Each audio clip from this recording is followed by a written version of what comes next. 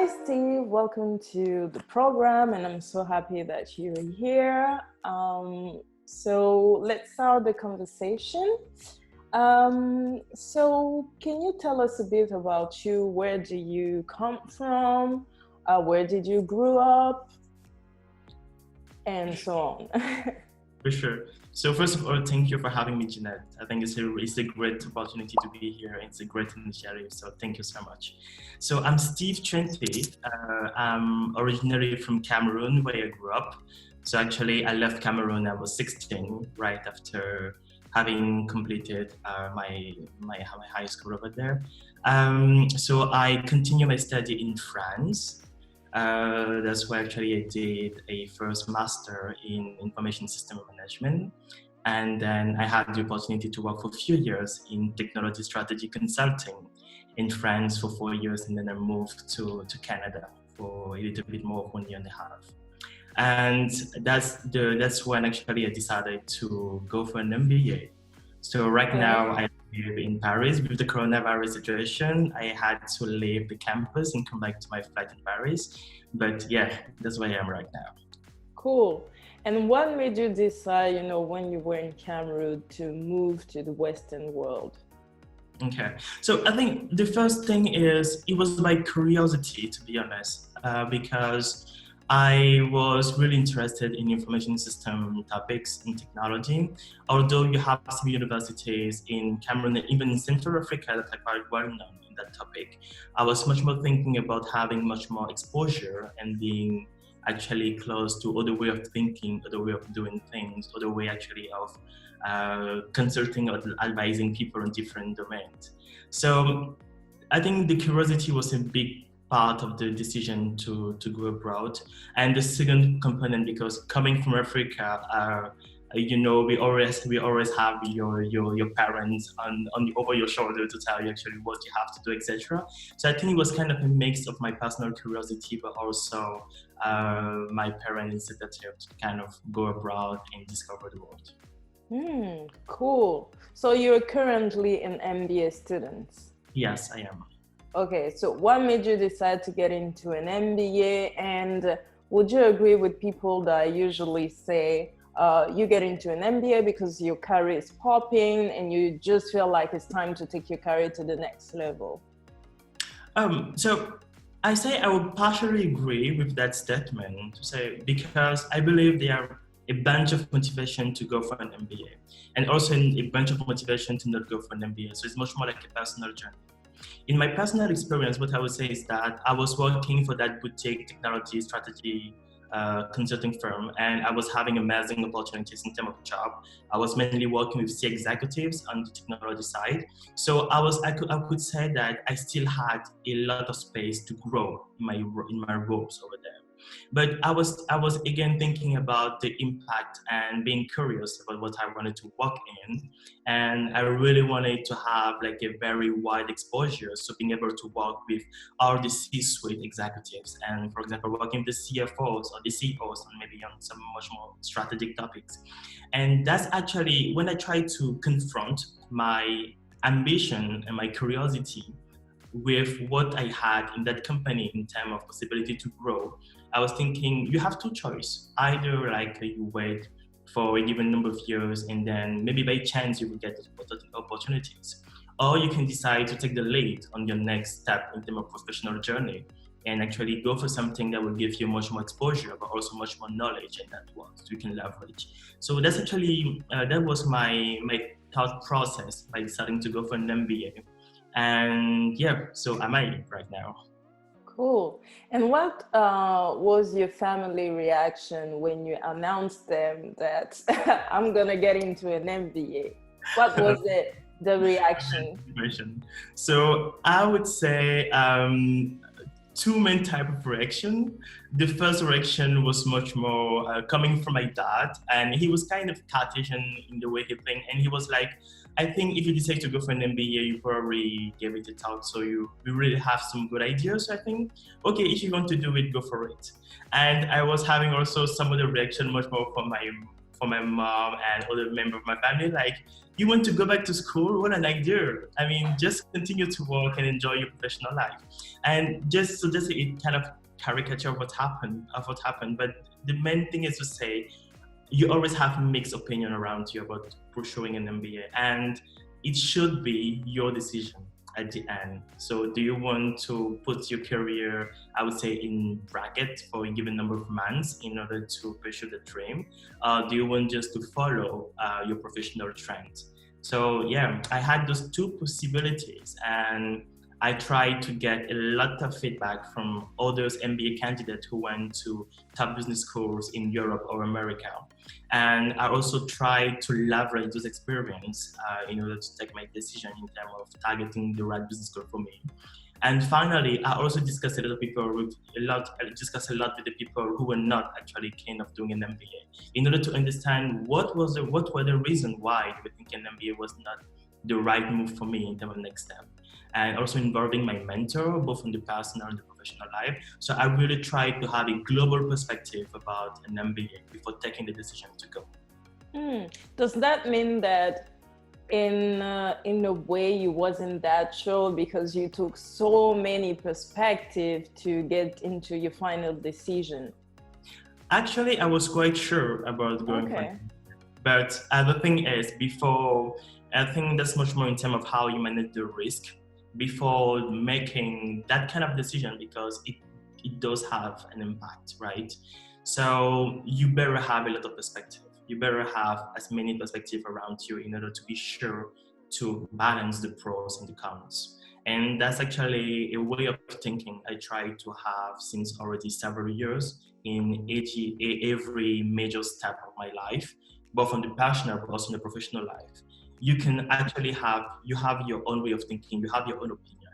But I really think that gathering opinions of people around you can give you much more perspective in analyzing the right way to go. Cool. So speaking about, targeting schools and all of that, can you tell us a bit about the process of going into an MBA, and basically what was your best surprise kind of, and your worst experience about, the whole process? Yeah. Actually, I took it a little bit like a project, meaning you start with a design phase. You try to get the global picture, analyze the market, etc. So I started by asking me some question about where I want to be in the next coming years, in which field I would like to work. And then going from that long-term vision to actually map it right now with what were the capabilities I had in my market. So in terms of right business course, in terms also of timeline for my MBA, and in terms of program duration, and also in terms of cost, because that's something you have to consider. So I tried to gather all that information. And actually I targeted only 2 schools in Europe because I already knew that was my target. And the thing is, I would say globally, it is it's quite the demanding process, because it will require time and a lot of actually you have to be motivated all over the process, and if you're working at the same time, it actually is much more demanding for you. And that was my case, why actually applying for those different schools. And what I would say is my best memory about my MBA process. I won't say that it's when I received actually the acceptance letter from the school, from the inn. It was amazing for sure. But I would really say the best moment was when I completed the GMAT part, because the GMAT was really very, very demanding. It was really challenging to go through that task at the same time as working. And I was traveling around. I was working on the project on around 14 European countries. So I was traveling every 2 weeks. So it was really, really not easy to manage that. And I would say my worst memory was actually going through the GMAT again. But globally speaking, I would say it's a very intensive experience in terms of preparing but also applying. But my takeaway is the application experience is part of the skills to be developing during an MBA. And I find it very interesting to leverage all the skills I put in place and I strengthened during my application process in actually the classes I'm having right now, and in the way I communicate with my peers, the way actually I take part in different corporate events. So I will just say it's part of the game. Yeah. And I really like the way you approach this application process, because you know that I want to get into an MBA. And for me, it was terrible. I was like, the first time, you know, I discovered the MBA process online, I was like, what the hell? What is it so long? Yeah. And you have so many steps. I mean, it's not so many, but you have at least 6 or 7 steps. Yes. So I was like, oh my God. And it wasn't the right approach, because it kind of, you know, I have fear, and I'm not supposed to have fear, because if I'm going there being afraid, it's not going to work. So I really like the way you approach things. And basically you say that you develop some skills that you will leverage throughout your whole MBA program. And after that, I think that's a very positive approach. So thanks for sharing. You're welcome. So next question, do you think that people have a misconception about the number of Africans that get into Ivy League business school? Misconception about their profile, but also misconception about the number of men, and especially women, Black women, African women in those Ivy League business schools. So in terms of misconception, I don't know actually what we put behind, but my view on the topic would be to say, facts are there. We do have some facts.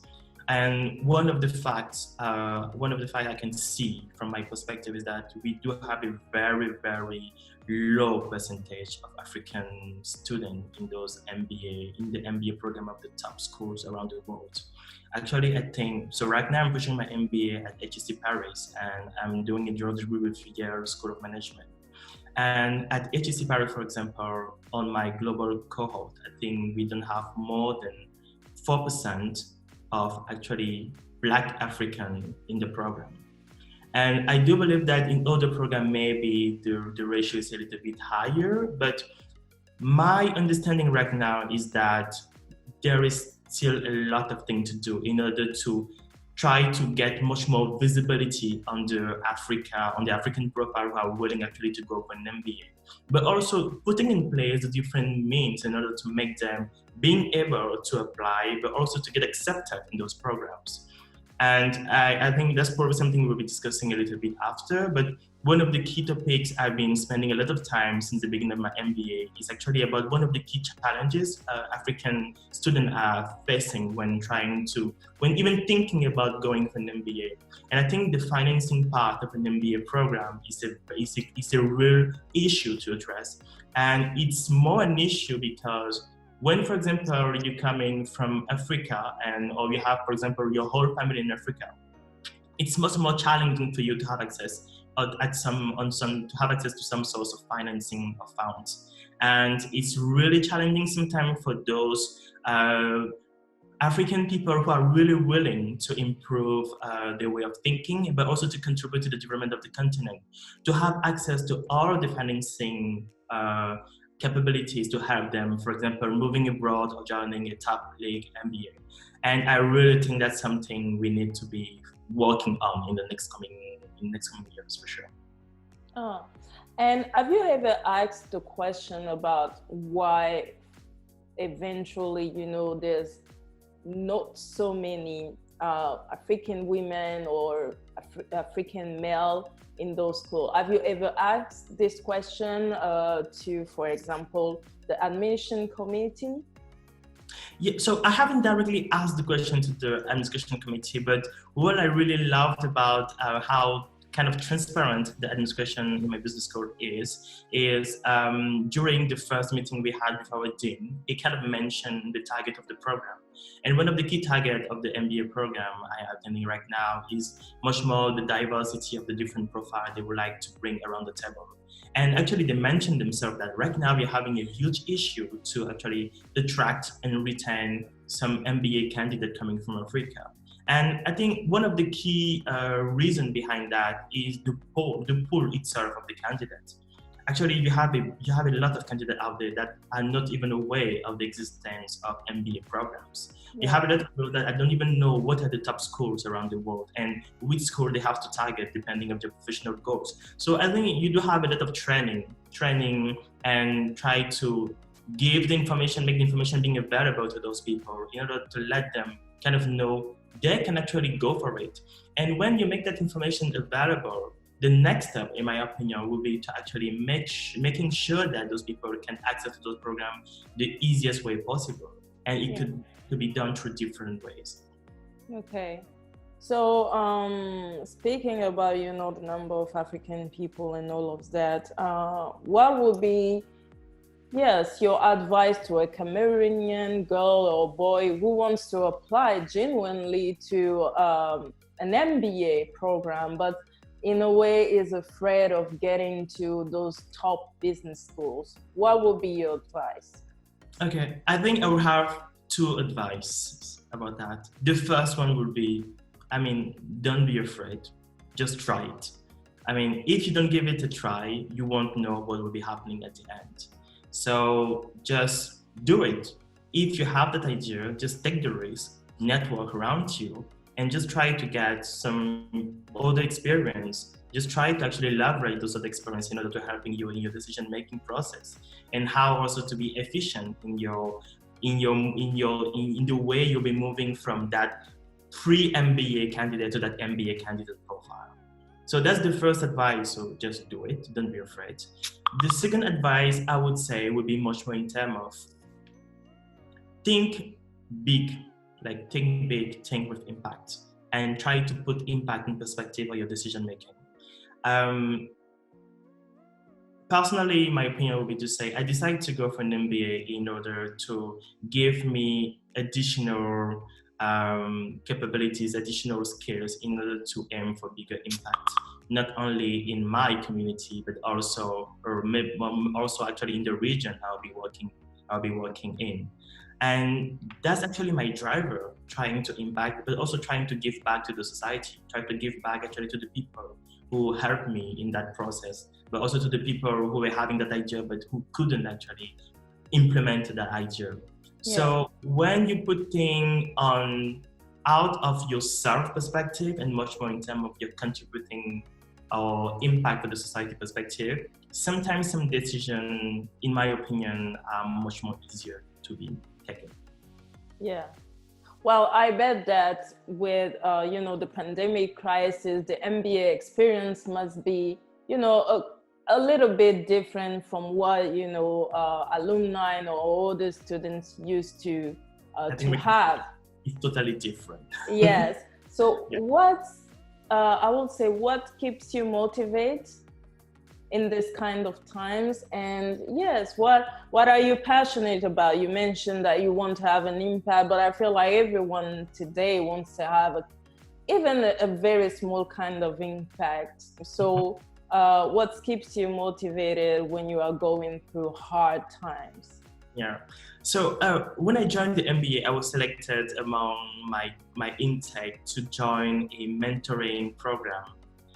So we are 12 students from the intake, and we are being mentored by a CEO of different multinational, and it's a 6-month program. And it's really interesting because you can actually discuss on a very regular basis with those people who make those leaders of the world who actually are making impactful decisions, and on both personal but also professional topics. And one of the key things I learned from one of the discussions I had a few months ago was that in every crisis, there's also opportunity. True. And it's just a matter of on which part of the equation you're focusing on. So if we take the example of this current coronavirus crisis, for sure, that's not I was planning to deal with when going for an MBA. But the thing is, what can you do against what is currently happening? I think the question I was asking myself is much more, how can I get the best of the current situation? And for example, this weekend, I am taking part in a hackathon organized by the MIT Sloan. And I am working since yesterday with a team of 6 people who are based on 3 different time zones. And we are actually developing a product in order to help Africa manage better the coronavirus pandemic. So we are moving actually from a very local physical range to a virtual range through actually all those new tools we are using like Zoom, like Hangout, etc. for communication. And that's actually where you can also think about having an impact even in this time of crisis. Yeah. And I was really interested in joining that initiative because I was thinking, even from my living room, without having the opportunity to go out and meet my friend, etc., I can still work virtually with people around the world on actually current topic, and that's what I'm doing. So I really encourage people to maybe, I know it is bad, the situation is currently bad, and we don't have that much thing we can do against the situation, but my way of thinking is to say, how can you get something positive from it, and how can you actually turn it into something impactful for the others? Yes, use lemon to make lemonade, right? Exactly. So it's so fun to talk to you, but we have to move on. So now we are going to play a little game. So we play here a game called Curious. So I will ask you some questions and you have to answer very quickly, okay? Okay. First one is someone you would like to switch places with for a day. I really don't know. My cat. Really? Yeah, I would say my cat because the world is going crazy, but he's still like the same. Okay. Yeah. Who's your African celebrity crush? I think it's a Nigerian singer called Asa, and I really love her style. And I think it's a Nigerian. She currently lives in the UK, and I've been following so many of her posts lately. So yeah, she's That will definitely. be, yeah, cool. Best advice you ever got? Just do it, and that was something coming from one of my mentors from the tutoring mentorship program of HEC CEOs. So just do it. Stop asking yourself thousands of questions. Just jump in the pool. Yeah. And then worst piece of advice? I had received so many bullshit advices also, to be honest. So I don't have anyone coming back to my mind, but yeah, I did receive a lot of those. Yeah. A superpower you wish you had? Oh, traveling super fast, like being in very different areas at the same time very quickly. I would love that. Like for example, traveling from Paris to Cameroon in 2 seconds. I miss Cameroon. Yeah. I wish I were Mystique. The woman that changed her. The way she looks. Face. And exactly. All of that, because you think you know who she is, but you have no idea. Exactly. Yeah. So, what's your guilty pleasure? I think pastries. I kind of eat a lot of cakes. Yes. Yeah. So yeah. A secret talent you have? I can take 3 hours long naps. Me too. Yeah. So I think we're maybe mainly out there who can do that, but that's really something I love doing. Cool. Is there anything you long believed to be true and realized it wasn't? Anything I don't believe to be true, and yeah, I think maybe something from the Bible. But that could be like I won't bring it here, but yeah, maybe a few things in the Bible. I need some facts. Really? Okay. I hope that one day you will share it with us. I would love to discuss with you Africa about that. Okay. How are you different now versus your 20-year-old self? I think I'm much more extroverted in terms of as a person. At my 20s, I was just like I was moving from Africa to Europe, so opening myself to a new culture. So I went through a phase in which I was much more trying to consolidate what I had from that previous culture and trying not to open myself too much to a new environment. But gradually I discovered that you can still keep what makes you actually African or Cameroonian or from whichever country you come from, but at the same time open yourself to new way of doing and thinking. So yeah, I would definitely say that. Yeah, I agree. A TV show character that reflects best your alter ego. I would say in terms of TV show, I'm currently watching a lot of How to Get Away with Murder. It's an American TV show, and I really love. I kind of militate for the gender balance, etc. And I really like to see also very empowered and strong women taking leadership roles. So I would definitely follow Annalise Keating on this one. Okay. The biggest misconception people have about you? Oh yes, I would say I have dreadlocks, and people, I think that's maybe funny, but that's something I was really concerned about. The way people see like dreadlocks guys in business environment, that maybe they're not reliable, and I found it really interesting to be a technology strategy consultant working with CIOs and CTO of multinational, but being proud of my star and being able to give them impactful advice. So I would say, just be yourself, whatever the place or whatever the environment you're actually working in.